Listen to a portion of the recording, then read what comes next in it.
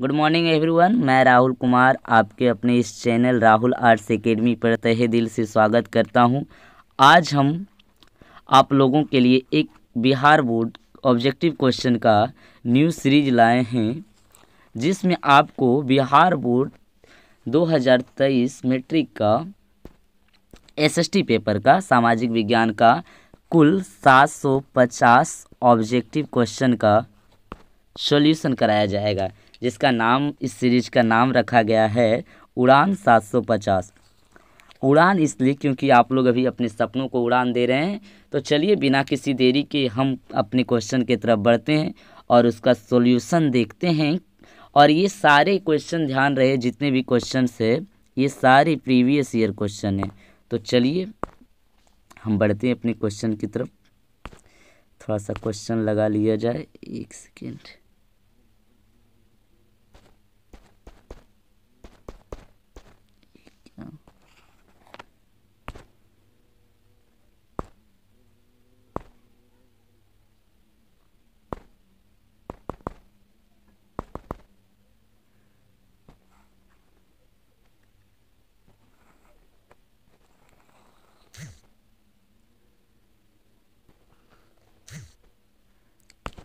चलिए, ये एक साथ 750 क्वेश्चन का तो सॉल्यूशन मुमकिन है नहीं।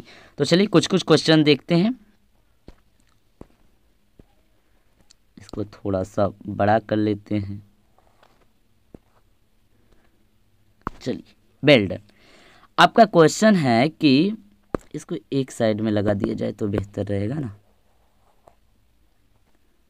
चलिए, अब सही है। आपका पहला क्वेश्चन है कि बोल्शेविक क्रांति कब हुई थी। तो बोल्शेविक क्रांति जो है नवंबर 1917 में हुई थी। तो ये आप लोगों को तो पता ही होगा, तो डायरेक्ट ये बोल्शेविक क्रांति 1917 में हुई थी ये पता है। लेकिन चलिए इससे रिलेटेड कुछ बातें जान लेते हैं कि बोल्शेविक क्रांति 1917 में हुई थी, नवंबर 1917 में।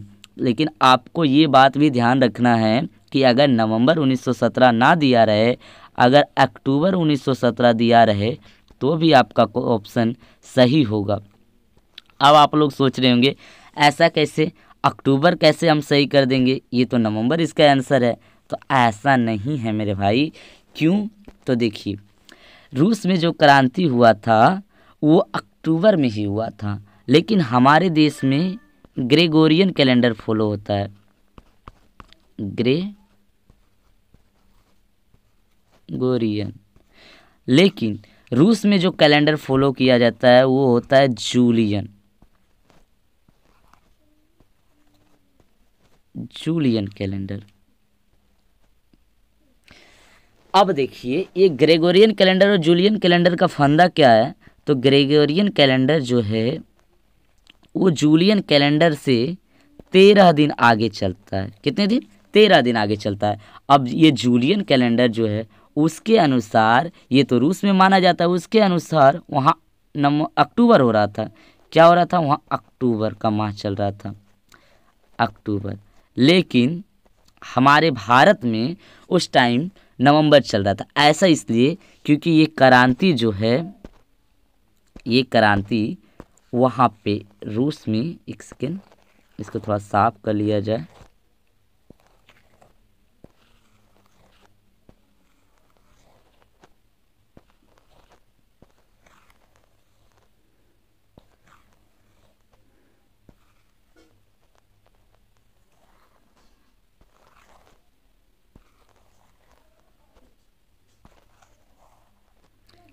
चलिए धीरे धीरे होते रहेगा साफ।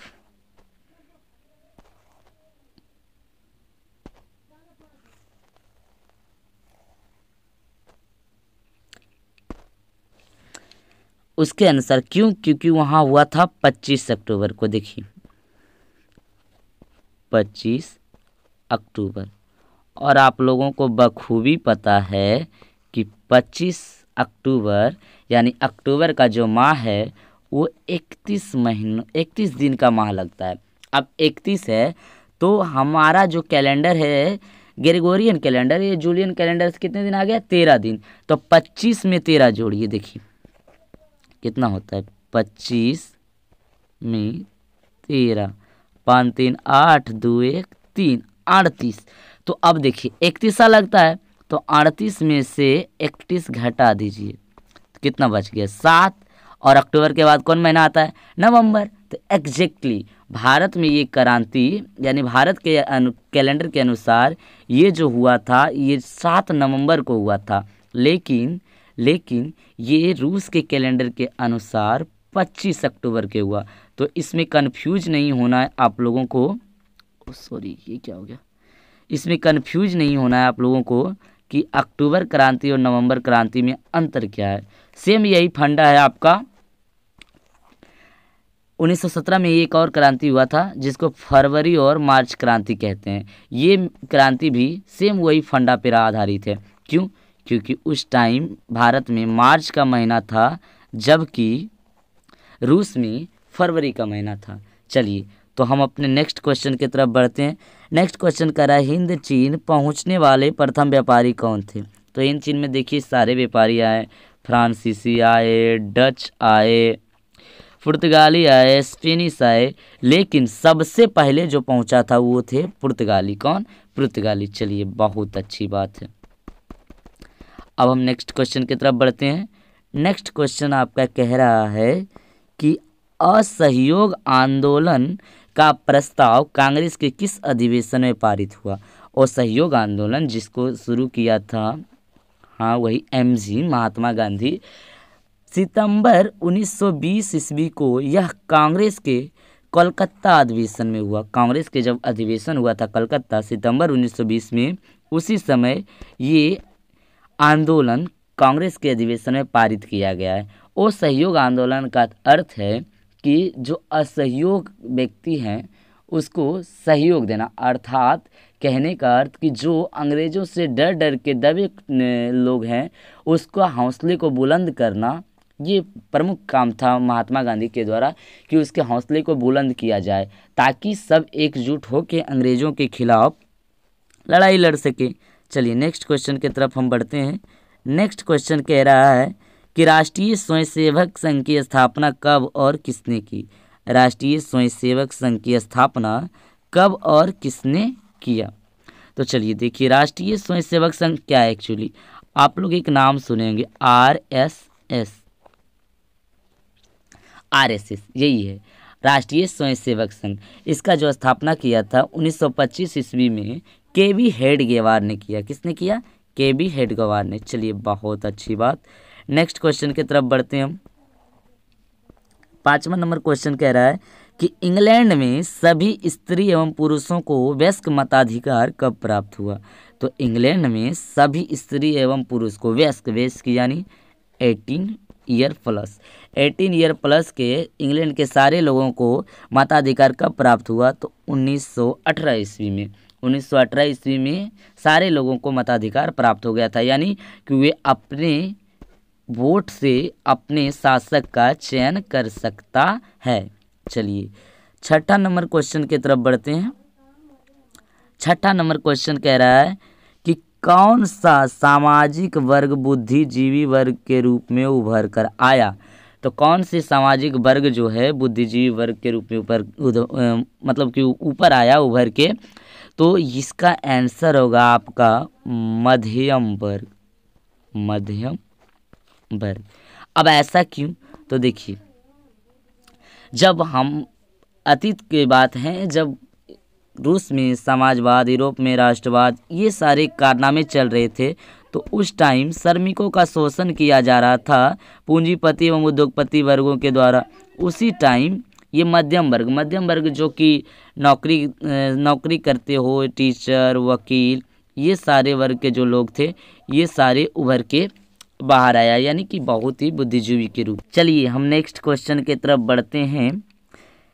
नेक्स्ट क्वेश्चन कह रहा है कि प्राचीन काल में किस स्थल मार्ग से एशिया और यूरोप में व्यापार होता था। किस स्थल मार्ग के द्वारा एशिया और यूरोप में व्यापार होता था। तो इसका आंसर होगा रेशम मार्ग। कौन सा आंसर होगा इसका? रेशम मार्ग। ऐसा इसलिए क्योंकि कहा जाता है कि प्राचीन समय में रेशम का व्यापार जो होता था वो रेशम मार्ग के द्वारा होता था। रेशम मार्ग के द्वारा। तो चलिए रेशम मार्ग की तरफ हम थोड़ा सा रुक करते हैं, जानते हैं कि रेशम मार्ग क्या है। चलिए थोड़ा सा इसको हम दिखाने के लिए आपको दूसरी स्लाइड की ओर लेके चलेंगे।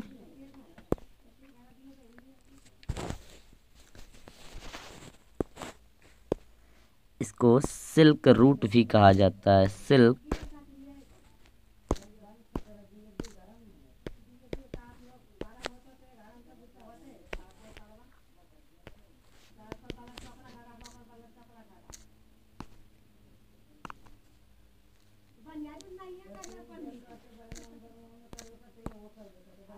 Silk route. चलिए आपको इमेज के माध्यम से दिखाना चाहेंगे। देखिए ये है आपका सिल्क रूट। यूरोप और एशिया, देखिए यूरोप से होते हुए China, Java, India, Somalia, Arabia, Persia, Egypt, फिर जाके यूरोप में मिल गया। ये सारे जो रास्ते हैं ये सिल्क रूट था, यानी कि रेशम मार्ग। इसी के जरिए प्राचीन काल में व्यापार होता था। चलिए अब हम अपने नेक्स्ट क्वेश्चन की तरफ बढ़ेंगे। नेक्स्ट क्वेश्चन हमारा क्या कह रहा है? नेक्स्ट क्वेश्चन कह रहा है कि आर्थिक संकट के कारण यूरोप में कौन सी नई शासन प्रणाली का उदय हुआ? आर्थिक संकट के कारण यूरोप में फासीवादी नाजीवादी शासन का उदय हुआ। अब ये था क्या? तो आर्थिक संकट क्या था तो ये जान लीजिए। 1929 ईस्वी में विश्व में सर्वव्यापी आर्थिक मंदी हुआ था, जो कि 1939-40 तक चला।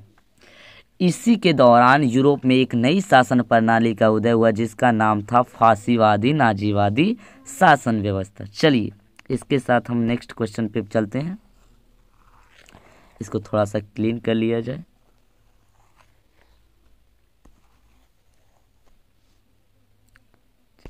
नेक्स्ट क्वेश्चन हमारा क्या कह रहा है? किस पत्र ने रातों रात वर्नाक्यूलर प्रेस एक्ट से बचने के लिए अपनी भाषा बदल ली? तो अमृत बाजार पत्रिका ने वर्नाक्यूलर प्रेस एक्ट से बचने के लिए अपनी भाषा बदल दी। तो क्वेश्चन पूछता है कि वर्नाक्यूलर प्रेस एक्ट क्या था या क्या है, उसका चर्चा करें। तो वर्नाक्यूलर प्रेस एक्ट जो था ये अंग्रेजों द्वारा लगाया गया एक एक्ट था, यानी कि कानून था। इसमें ये होता था कि अंग्रेज के खिलाफ यानी सरकार के खिलाफ जो भी कुछ गलत छापता था उस सारे को पत्रकारों या उस पत्र के मालिकों को पकड़ पकड़ के जेल में बंद कर दिया जाता था। तो इसी वर्नाक्यूलर प्रेस एक्ट से बचने के लिए अमृत बाजार पत्रिका ने अपना भाषा ही बदल लिया। चलिए नेक्स्ट क्वेश्चन है कि किसने कहा मुद्रण ईश्वर की दी गई महानतम देन है और यह सबसे बड़ा तोहफा है? यह कथन मार्टिन लूथर किंग का था। किसका था? मार्टिन लूथर किंग का। चलिए नेक्स्ट क्वेश्चन की तरफ हम बढ़ते हैं। सोपानी कृषि किस राज्य में प्रचलित है? सोपानी कृषि जो है ये आपका उत्तराखंड में प्रचलित है। कहाँ है? उत्तराखंड में। चलिए इसको थोड़ा सा ऑप्शन इसका छिप गया है, थोड़ा इसको दिखा दिया जाए। ये देखिए उत्तराखंड में प्रचलित है। अब ये सोपानी कृषि होता क्या है? तो चलिए सोपानी कृषि के बारे में थोड़ा आप समझ लीजिए और फिर हम दिखा देंगे। सोपानी कृषि एक ऐसी कृषि व्यवस्था है जहाँ पहाड़ों पर सीढ़ियाँ बना के खेती किया जाता है। क्योंकि देखिए पहाड़ों पे तो पानी टिक नहीं सकता, इसलिए वहाँ सीढ़ियाँ बना दिया जाता है ताकि उस सीढ़ियों पे पानी टिक जाए और उस सीढ़ियों पे खेती किया जाता है, जिससे वहाँ फसल मतलब कि अच्छी मात्रा में उग जाती है। तो इसे हम सोपानी कृषि कहते हैं। तो थोड़ा सोपानी कृषि को हम देख लेते हैं। इसके लिए आपको फिर आना होगा दूसरी स्लाइड में।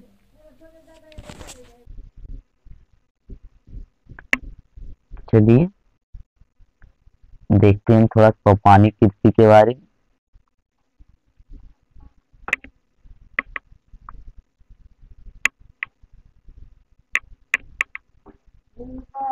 सोपानी कृषि, सोपानी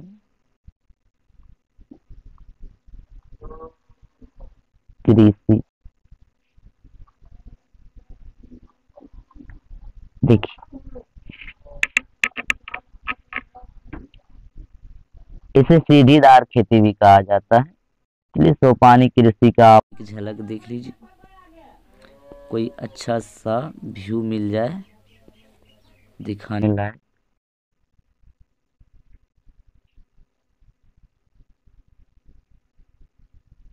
कहाँ गया कोई ऐसा, चलिए इसको देखते हैं, इससे कुछ मिल जाए। जी जी, देखिए दूसरे का हम पिक दिखा रहे हैं, कहीं स्ट्राइक ना आ जाए, पर आप लोगों के लिए दिखाया जा रहा है। चलिए हाँ देखिए, इसमें देखिए कि सीढ़ियाँ बना हुआ है, सीढ़ी नुमा खेती, ये जो देखिए साफ साफ दिख रहा है कि इसमें सीढ़ियाँ बना दिया जाता है और सीढ़ियों पे जल इकट्ठा हो जाता है और उसमें खेती किया जाता है, जिससे कि काफ़ी अच्छी मात्रा में खेतियाँ हो पाती है। इससे सीढ़ी नुमा कृषि या सोपानी कृषि भी कहते हैं। ये पहाड़ी इलाकों में खूब प्रचलित है। ऐसा क्यों? तो क्योंकि हम लोग के इलाके में तो पानी ऑलरेडी रहता है, तो ये पहाड़ी इलाकों में ही किया जाएगा ना। और पहाड़ी इलाकों में सबसे प्रमुख है उत्तराखंड, तो उत्तराखंड में ये खेती बहुत ही प्रचुर मात्रा में होता है। चलिए देख लीजिए, आप लोग इसको देख के अंदाज़ा लगा सकते होंगे कि कैसे इस पर खेती किया जा सकता है। चलिए अब हम नेक्स्ट क्वेश्चन की तरफ बढ़ते हैं। नेक्स्ट क्वेश्चन हमारा क्या कह रहा है, ये थोड़ा देख लेते हैं। नेक्स्ट क्वेश्चन अगले स्लाइड में है। चलिए, बहुत अच्छी बात।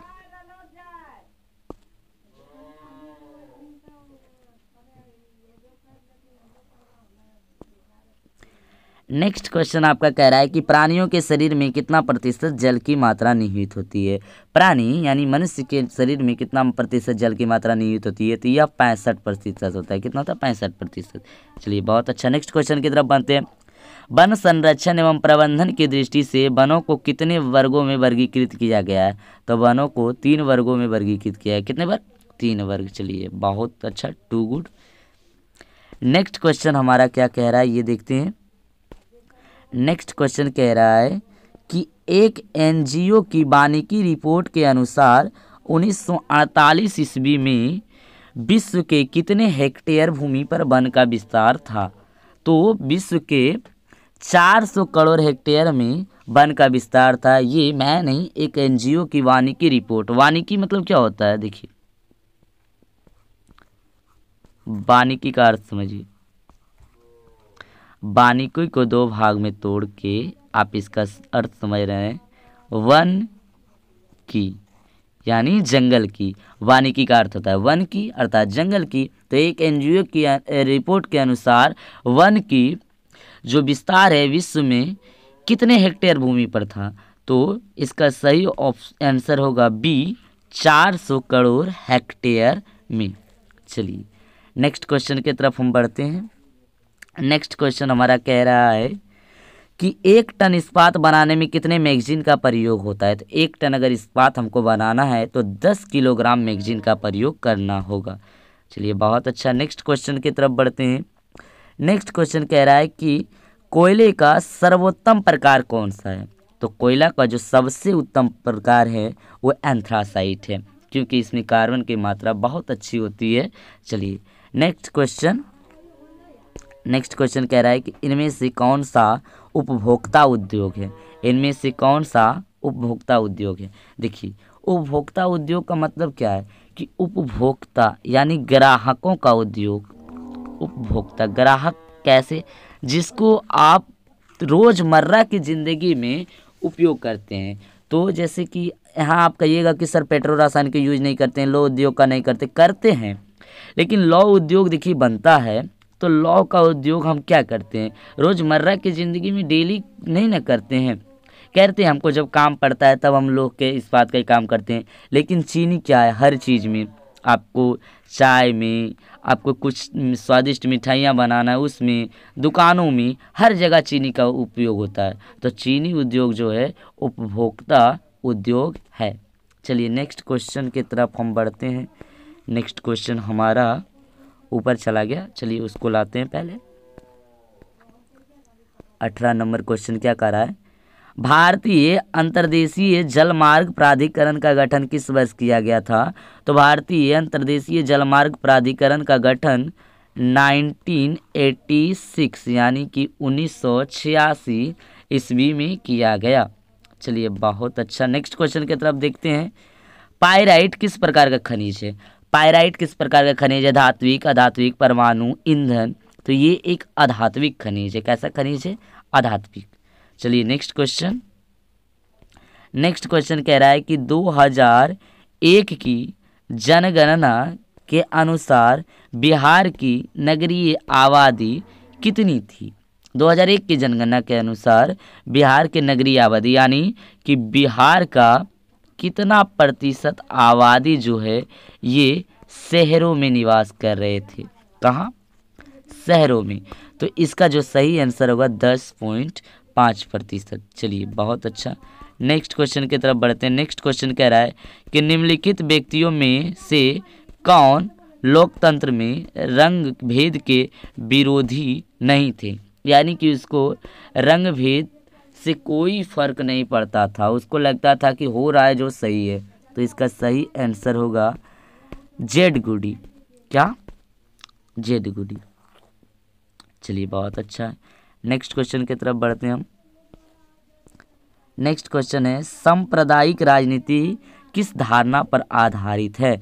सांप्रदायिक राजनीति एक दूसरे धर्म से श्रेष्ठ है, यानी कि एक दूसरे धर्म को श्रेष्ठ बताना सांप्रदायिक राजनीति कहलाता है। जैसे इसका छोटा सा एग्जाम्पल लीजिए, जैसे मान लीजिए कोई ए धर्म का व्यक्ति अपने धर्म को बी धर्म से ऊंचा बता रहा है, तो ये व्यक्ति जो है ये सांप्रदायिक व्यक्ति कहलाएगा और इसके अंदर के भावना को सांप्रदायिकता कहते हैं। हमारा संविधान ये कहता है कि हम अपने धर्म को श्रेष्ठ बताएं, हमें नो प्रॉब्लम, लेकिन आप अपने धर्म को श्रेष्ठ बताने के चक्कर में दूसरे के धर्म को ठेस नहीं पहुंचा सकते हैं, ये आपका अधिकार नहीं है। तो ऐसा जो व्यक्ति करता है कि मेरा धर्म बड़ा है, कोई बात नहीं आप करिए, लेकिन आप ये मत कहिए कि मेरा धर्म बड़ा है और तुम्हारा धर्म छोटा है। ऐसा करना सांप्रदायिकता कहलाता है। तो इस सांप्रदायिक राजनीति किस धारणा पर आधारित है? तो एक धर्म दूसरे धर्म से श्रेष्ठ है, यानी कि एक धर्म को दूसरे धर्म से श्रेष्ठ बताना। नेक्स्ट क्वेश्चन की तरफ बढ़ते हैं हम। नेक्स्ट क्वेश्चन क्या कह रहा है? संघ सरकार का उदाहरण है। संघ सरकार का उदाहरण कौन है? तो अमेरिका। संघ सरकार का अर्थ क्या है? तो देखिए संघ सरकार का अर्थ है, संघ माने झुंड या ग्रुप कहिए, संघ मतलब झुंड या ग्रुप। तो अमेरिका का जो सरकार है वो एक संघ सरकार है। ऐसा इसलिए क्योंकि अमेरिका आपको पता है एक देश है, लेकिन इसका पूरा नाम आप देखिए क्या है? USA, United state of America, यानी संयुक्त राज्य संघ। संयुक्त राज्य संघ, संयुक्त का अर्थ क्या होता है? जुटा हुआ। तो ये जो है अमेरिका, ये अनेक राज्यों के जुड़ने से मिला हुआ है। इन सारे राज्यों के राष्ट्रीय झंडा तक अलग है, तो इसलिए यह संघ सरकार का उदाहरण है। चलिए नेक्स्ट क्वेश्चन को बढ़ते हैं, इसलिए थोड़ा सा इसको साफ कर लेते हैं क्लीन। नेक्स्ट क्वेश्चन हमारा क्या कह रहा है, इसको देखने के लिए अगले स्लाइड, अगला स्लाइड आपका है। चलिए इसको थोड़ा बड़ा कर लिया जाए।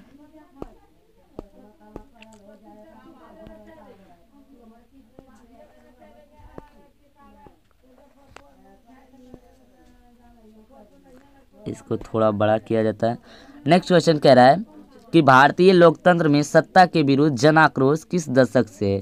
तो भारतीय लोकतंत्र में सत्ता के विरुद्ध जो जन आक्रोश हुआ था वो 1970 के दशक से शुरू हुआ था। कब हुआ था? 1970 के दशक से। चलिए नेक्स्ट क्वेश्चन, नेक्स्ट क्वेश्चन और लास्ट क्वेश्चन आज के लिए यहीं तक, क्योंकि इसके बाद से आपको अगले स्लाइड में मिलेगा, क्योंकि 25-25 क्वेश्चन का आपका सीरीज रहेगा, टोटल 750 क्वेश्चन का। और डोंट वरी, आप ये 750 क्वेश्चन कर लीजिएगा तो आपको दावे के साथ कहते हैं कि आपका एक भी क्वेश्चन नहीं छूटेगा। तो चलिए नेक्स्ट क्वेश्चन की तरफ हम बढ़ते हैं। नेक्स्ट क्वेश्चन क्या कह रहा है? तो नेक्स्ट क्वेश्चन आपका कह रहा है कि चिपको आंदोलन निम्नलिखित में से किससे संबंधित है। चिपको आंदोलन, चिपको मतलब किसी से चिपक जाना, तो ये जो है पेड़ बचाने से संबंधित है। चिपको आंदोलन का जो प्रमुख था उनका नाम है सुंदर लाल बहुगुणा। सुंदरलाल बहुगुणा। इनका क्या कहना था, जो चिपको आंदोलन का समर्थक था उसका ये कहना था कि तुम लोग जो पेड़ काट रहे हो वो पेड़ मत काटो, पेड़ को बचाओ। इसलिए ये लोग पेड़ को बचाने के लिए पेड़ से चिपक जाता था और कहता था तुम पेड़ मत काटो, पेड़ के बदले हमें काट दो, लेकिन पेड़ मत काटो। तो चलिए आप लोगों को चिपको आंदोलन का थोड़ा सा एक झलक दिखा देते हैं कि क्या है चिपको आंदोलन। ये देखिए आपका सोपानी कृषि जो दिखाई थी वही पड़ा हुआ है।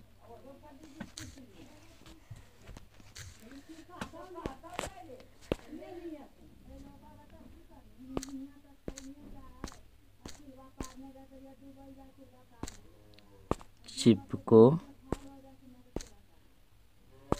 आंदोलन, चलिए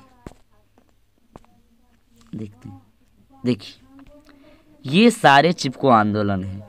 देखिए आप इसमें साफ देख रहे होंगे कि पेड़ को चारों तरफ से घेर लिया जाता था और जिसके बाद कहा जाता था कि तुम लोग पेड़ को मत काटो, भले मुझे काट दो लेकिन पेड़ को मत काटो। तो चलिए आज के लिए यहीं तक, जिसके बाद हम मिलेंगे आप लोगों को एक नेक्स्ट वीडियो में। तब तक के लिए आप इस क्वेश्चन को रिवाइज करते रहिएगा और फिर हमारा जो क्वेश्चन शुरू होगा वो 26 नंबर क्वेश्चन से शुरू होगा। तो चलिए आज के लिए टेक केयर, बाय बाय।